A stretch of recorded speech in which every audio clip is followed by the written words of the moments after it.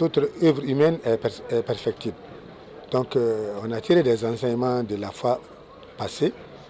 Cette fois-ci, au lieu que la présidence même chapeaute tout, c'est venu à un cran au niveau de la primature pour impliquer beaucoup d'acteurs, désengorger un peu la présidence, mettre au niveau de la primature pour que ça puisse être un peu plus proche des personnes vulnérables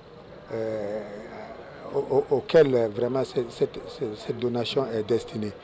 En l'occurrence, vous avez vu cette année, il y a le ministère de l'Enfance, il y a le ministère des Cultes, il y a le ministère de la Sécurité sociale et ensuite les gouverneurs des régions.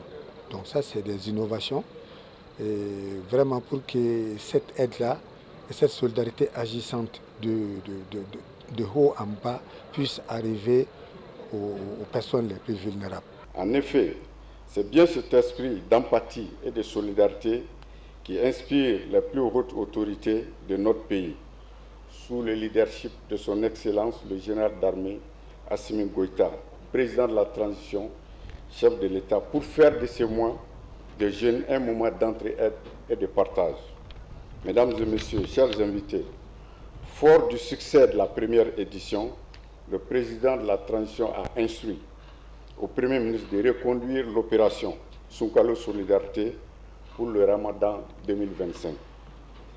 Dans le cadre de l'édition 2025, le gouvernement a mobilisé plusieurs départements ministériels sous la coordination du commissariat à la sécurité alimentaire en vue d'alléger les souffrances des populations vulnérables durant cette période cruciale.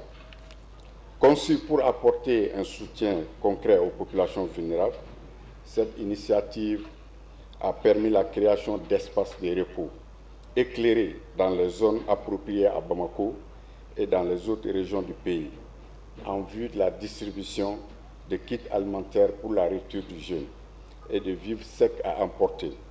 Mesdames et messieurs, chers invités, pour la réalisation de l'opération Sunkalo Solidarité, le commissariat à la sécurité alimentaire joue un rôle crucial à travers la coordination de différentes activités liées aux dons de vivres.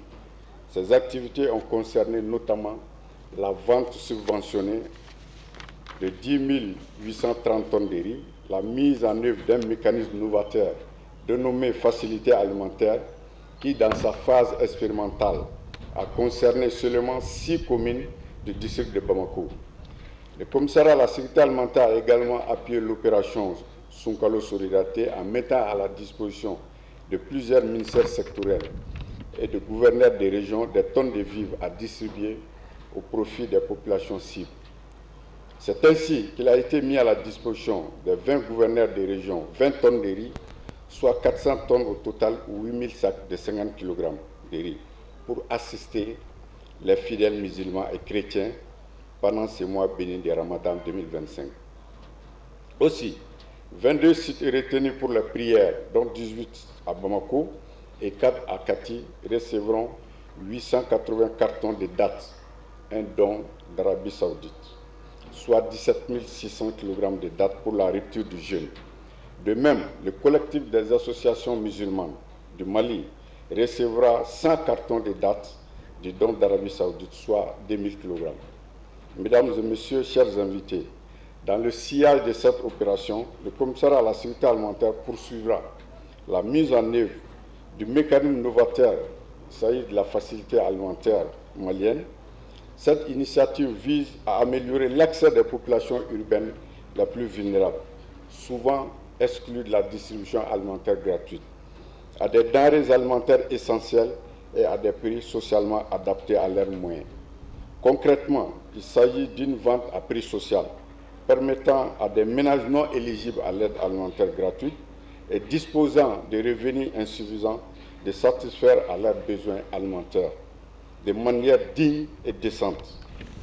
Cette fois, l'opération envisagée couvrira 5 régions et le nombre de ménages bénéficiaires sera déterminé après la publication des résultats du cadre harmonisé prévu pour mars 2025.